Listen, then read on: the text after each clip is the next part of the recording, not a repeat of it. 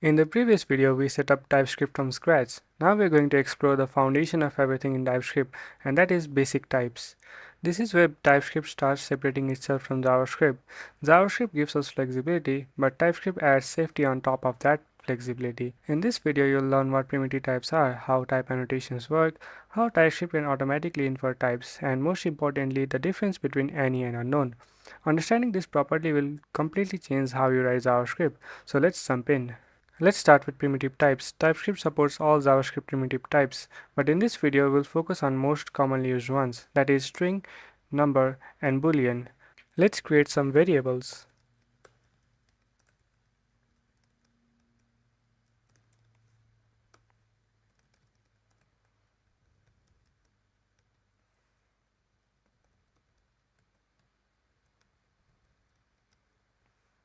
What we just wrote is called a type annotation, and the syntax for type annotation is really simple. Variable name, which is followed by a semicolon, and the type of that variable. We're explicitly telling JavaScript that username must be a string, and is must be a number, and isActive should always hold a Boolean value. Now here's where things get interesting. Let's try to change is to 2. You can see a error over here. It says type string is not assignable to number. Now let's slow down for a while and understand type annotations clearly. A type annotation explicitly tells TypeScript what type of variable should be.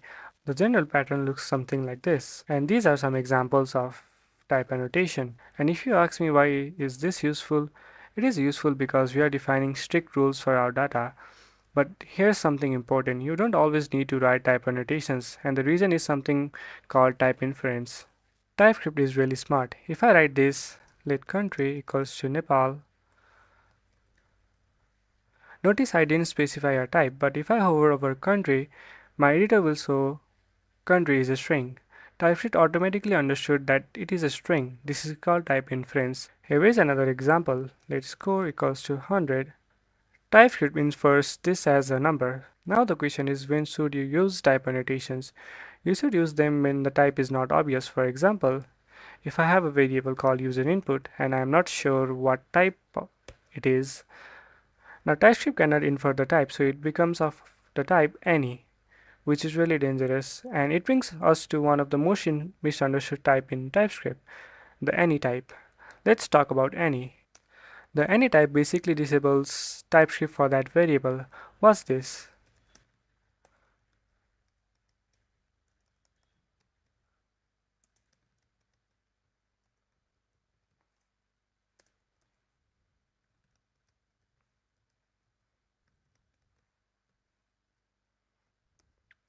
As you can see, TypeScript allows everything, even this.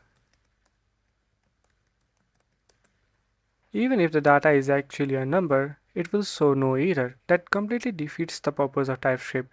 Using any is like saying turn off type checking for this variable. It removes all type safety, so as a rule, avoid any as much as possible. Now let's talk about another type, that is unknown type. Let me create a variable, hit value, unknown, hello. Now if I try something like value.to uppercase, TypeScript throws an error saying value is of type unknown. Before using an unknown value, we must check its type. What's this? Now if I check the type of value before doing anything, it works. Why? Because we narrowed the type using type of. This is called type narrowing. So here's the difference. Any allows everything, which is really unsafe, but unknown forces type safing and it is really safe. Which brings us to rule of thumb. If you truly don't know the type yet, use unknown and not any. It keeps TypeScript working for you instead of working against you. Now let's combine everything that we have learned. In this example, we use primitive types, type annotation, unknown, and type narrowing using type of. This is real-world TypeScript, and this is how we start writing safer and more predictable code.